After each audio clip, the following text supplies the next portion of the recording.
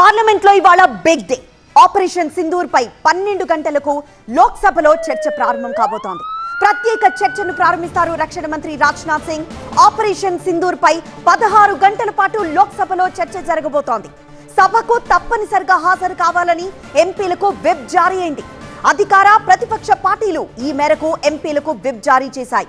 మరోవైపు ఎన్డీఏ ఇండి కూటమి parliament party నేతలు వేర్వేరు సమావేశాలు నిర్వహిస్తున్నాయి. సభలో వ్యూహాలపై 2 కూటముల నేతలు చర్చిస్తున్నారు.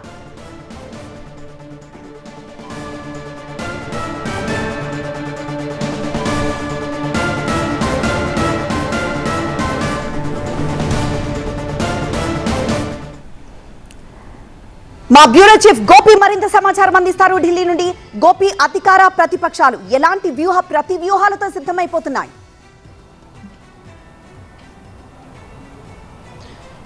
పార్లమెంట్లో ఆపరేషన్ సింధూర్కు సంబంధించిన చర్చ మరి కాసేపట్లో ప్రారంభం కాబోతోంది. లోక్సభలో రక్షణ మంత్రి రాజ్నాథ్ సింగ్ చర్చను ప్రారంభించబోతున్నారు. మధ్యాహ్నం 12 గంటలకి ఈ చర్చ జరుగుతుంది. 16 గంటల పాటు సుదీర్ఘంగా ఈ ఆపరేషన్ సింధూర్కు సంబంధించి భారత ప్రభుత్వం దేశ భద్రత, అలాగే దేశ సమగ్రత, భారత విదేశాంగ విధానం, ఉగ్రవాదంపై పోరు, వీటన్నిటికి సంబంధించిన అంశాలపైన ప్రధానంగా ఇటు భారత ప్రజానీకానికి, ప్రపంచానికి కూడా ఉగ్రవాదంపై భారత వైఖరి ఏంటి, ఏ విధంగా భారత్ సర్వసన్నద్ధంగా ఉంది ఉగ్రవాద చర్యలను ఎదుర్కోవడంలో, అలాగే భారత సైనిక సన్నద్ధత, వీటన్నిటికి సంబంధించిన అంశాలపైన కూడా కేంద్రం క్లారిటీ ఇవ్వబోతోంది. ప్రస్తుతం పార్లమెంట్లో ఇటు అధికార విపక్షాలకు సంబంధించిన పార్లమెంటరీ పక్ష నేతల సమావేశాలు జరుగుతున్నాయి.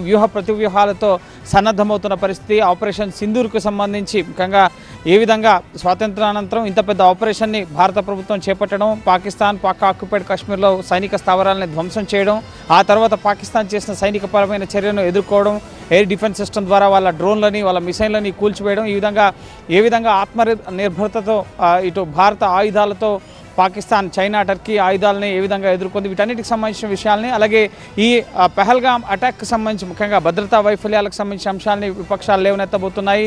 అలాగే ఇప్పటివరకు 3 నెలలు అవుతున్న ఉగ్రవాదుల్ని పట్టుకోలేకపోవడం, వారిని చంపలేకపోవడం, వీటికి సంబంధించి కూడా ప్రభుత్వం నుంచి సమాధానం కోరబోతున్నాయి. సో వీటికి సంబంధించి కూడా ఇటు ప్రభుత్వం సమాధానం ఇవ్వబోతోంది. రక్షణ మంత్రి రాజ్నాథ్ సింగ్, హోంమంత్రి అమిత్ షా, అలాగే విదేశాంగ శాఖ మంత్రి జయశంకర్తో పాటుగా ప్రధాని ఉభయ సభల్లో ఈరోజు లోక్సభలో, ఈరోజు రేపు చర్చ కొనసాగే అవకాశం ఉంది. ఇక రేపు ఎల్లుండు రాజ్యసభలో ఈ ఆపరేషన్ సింధూర్పై చర్చ జరగబోతోంది. సో ఎవరెవరు ఏ పార్టీల నుంచి మాట్లాడతారు ఈ ఆపరేషన్ సింధూర్పై చర్చలో భాగంగా అన్నది స్పీకర్ కార్యాలయానికి మరి కాసేపట్లో కాంగ్రెస్ పార్టీ సహా అన్ని పార్టీలు కూడా ఇటు వారి పార్టీలకు సంబంధించిన అభ్యర్థుల జాబితాను స్పీకర్కి అందజేయబోతున్నారు. సో ఖచ్చితంగా కీలక అంశాలకు సంబంధించి ఏవైతే ట్రంప్ జోక్యానికి సంబంధించి కానీ, లేక భారత వాయుసేనకు సంబంధించిన విమానాలు కూలిపోయన్న ఆరోపణలకు సంబంధించి, సైనికాధికారులు చేసిన వ్యాఖ్యలకు సంబంధించి, ఇటు జమ్మూ కాశ్మీర్ ఎల్జీ భద్రతా వైఫల్యం చేసిన వ్యాఖ్యలకు సంబంధించి, ఈ విధంగా పాకిస్తాన్ పైన ఆంక్షలు, చర్యలు, అన్ని అంశాలకు సంబంధించి కూడా సమగ్రంగా ఇటు యావత్ ప్రపంచానికి కూడా దేశ అత్యున్నత చట్టసభ అయిన పార్లమెంట్ ద్వారా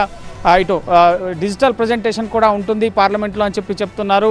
ఇటు పాకిస్తాన్ని కాంగ్రెస్ నేతలు పొగడం, అటువంటివన్నీ కూడా పాకిస్తాన్ మీడియాలో టెలికాస్ట్ అయ్యాయి. సో వాటికి సంబంధించి, అలాగే భారత ఆపరేషన్స్కి సంబంధించి ఏ విధంగా అయితే త్రివిధ దళాల అధికారులు కూడా ప్రజెంటేషన్ ఇచ్చారో ఆ తరహాలోనే దేశ చట్టసభలో కూడా ఈ ప్రజెంటేషన్ ద్వారా విపక్షాలు లేవనెత్తున్న అన్ని ప్రశ్నలకు కూడా సమాధానం ఇవ్వాలని చెప్పి భావిస్తోంది. అందులో భాగంగానే అన్ని పార్టీలకు సంబంధించిన నేతలు కూడా ఈ పార్లమెంట్ చర్చలో పాల్గొనబోతున్నారు. 16 గంటల్లో ఎన్డీఏ భాగస్వామ్య పక్షాలకి మెజారిటీ ఎక్కువగా 12 గంటలకు పైగా సమయం దక్కే అవకాశం ఉంటుంది. కాంగ్రెస్ పార్టీకి 3 గంటలకు పైగా ఈ చర్చల్లో పాల్గొనే అవకాశం ఉంటుంది. సో చూడాలి, కేంద్రం అన్ని అంశాలకు సంబంధించి, విపక్షాలు లేవనెత్తిన అంశాలకు సంబంధించి ప్రధాని సమాధానం చెప్పాలని చెప్పి డిమాండ్ చేస్తున్న నేపథ్యంలో ప్రధాని సమాధానం ఇస్తారా, లేక రాజ్నాథ్ సింగ్ సమాధానంతో ముగిస్తారా?